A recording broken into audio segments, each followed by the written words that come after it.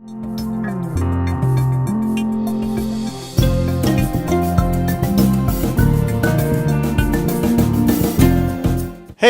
what a great day to be a patriot, isn't it? You know, I'm going to talk to you about something that maybe you've already thought of, but the latest move that we see by the media. I want you to understand everything I'm saying through the prism of current events. We didn't just get here overnight. Because right now, by a show of hands, I want to know how many of you believe in borders and sovereignty and the rule of law. You are all white supremacists. According to I'm sorry, your skin may not be white, and your skin may not be white, and a whole lot of the rest of you may not be white, but according to the media, you are. Now, why are they doing that? They're not doing that because they believe that. They're doing that because it's one of the most effective ways to silence people. Okay? And by the way, a lot of you are probably looking at my forehead and wondering if I was visiting in prison with Charles Manson. And no, I was not trying to tattoo anything there. I was in Boston yesterday in the middle of the melee. No, I'm kidding. Okay, it's a little more embarrassing. I was trying to tackle a wood chipper, and I made the mistake of trying to push a log down that wasn't being obedient, and it came flying back like a missile. And you know, it was funny. My first thought was, I'm glad it didn't break my glasses. I should have been saying, I'm glad it didn't take out my eye. But anyway, let's just go back a minute. Do you remember the Minutemen? Okay, I was the first Minutemen, and then I became a leader of the Minutemen here in the state of California. And the media specialized in calling us names. And they would call us, at the time, they don't even really use this term anymore, but they would call us xenophobes and racist, Nazis. But the term that collectively now includes anyone who is essentially, let's say, to the right of Jeb Bush, is now considered to be a white nationalist. If you speak out on borders, you're a white nationalist. And we saw this with the Minutemen. We saw the demonization, the denigration. It's all straight out of Alinsky's playbook. You see, and they're able to do incredible things once they control the language. So when we were with the Minutemen, they were trying to change the word illegal alien into undocumented hero, or undocumented worker, or undocumented citizen, or undocumented whatever. You know, in protest, when I was in the California State Assembly, the speaker gives out a leather notebook with the seal of the state. And it was a very convenient thing to bring my legislation to the floor. And then I found a bumper sticker that I thought was very fitting, so I put it right across the front of it that said, "My assault weapon's not illegal, it's just undocumented."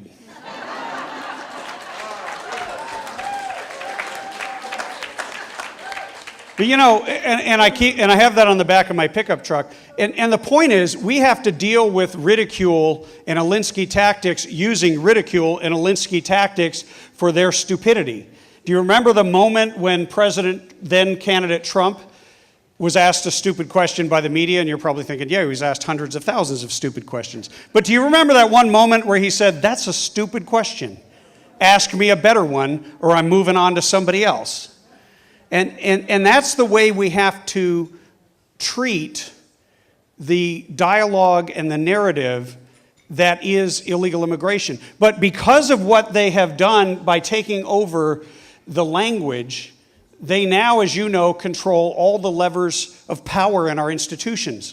They have turned our schools into indoctrination centers where they are teaching and training the next generation that anyone who speaks these code words is a hate monger. And as soon as you're classified as a hate monger, no one can actually have any congress with you. They're not supposed to do business with you. They're not supposed to be seen talking with you. If they're seen taking a photograph with you, they could lose their job or their clients or critical and important relationships and positions within institutions and government. And so when you see the damage they've been able to do, and then let's take a look at another institution. Our elected assembly and state senate, our Congress. Well, in California, using the guise of illegal immigration to sort of take out 30% of the people in California and render them neutered and push them to the side as if they're not even human. Does this remind you of the tactics of a certain someone whose name starts with H and ends with R? Yeah. So what they've done is they have now created a perfect recipe for massive voter fraud in the state of California. And they're doing the exact same thing out of the exact same playbook, which is if you say one word about voter fraud, you're not just called names. They intentionally isolate and ridicule you. You remember when President Trump said there was massive voter fraud in California? And we now know there is massive voter fraud in California. We always knew it. Now we have proof, right? We found out that in many counties there's actually more voters than there are voter age people. And, you know, even if you do Common Core math, that doesn't add up. So I wrote an op-ed for Breitbart. I don't know if you, and how many here follow me on Breitbart? Awesome. And by the way, when they call Breitbart the alt-right, what the heck does that mean? We're the alt-truth. We actually tell you what's happening. But and see, the voter fraud, I served with a guy who's now Secretary of State. When Oregon had a voter ID card, a driver card. I don't know if you know this, but Oregon actually did a referendum on the voter, on the driver card, which is basically a driver's license. They did a referendum and they killed it in a state that is bluer than California. 2/3 of Oregonians hate the idea of people being on the road who are legally present in the country. So, and I was an advisor on that campaign, and it was all run grassroots.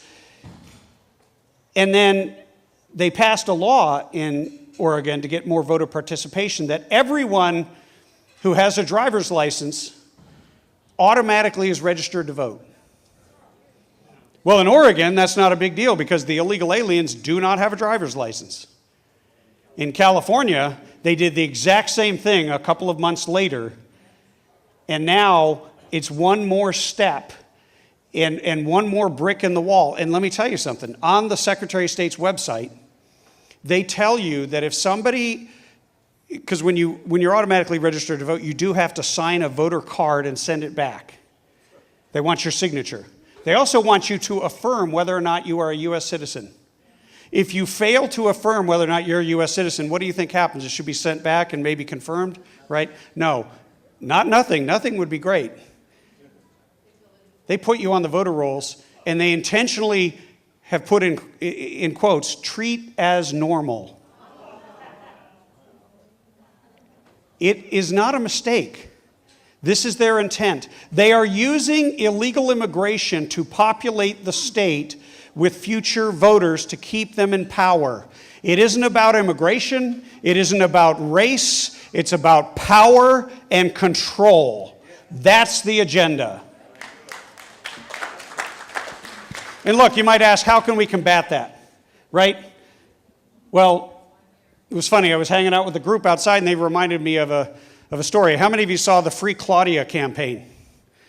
There was some lady who was young girl in college being deported from the country, and her only crime was, that she had been caught up in a raid, right? That's what they made it sound like, and they were raising money, and they were raising their fists in the air. She was the new socialist hero, and I was asked to do a story on it for Breitbart, and I actually dug into the news stories.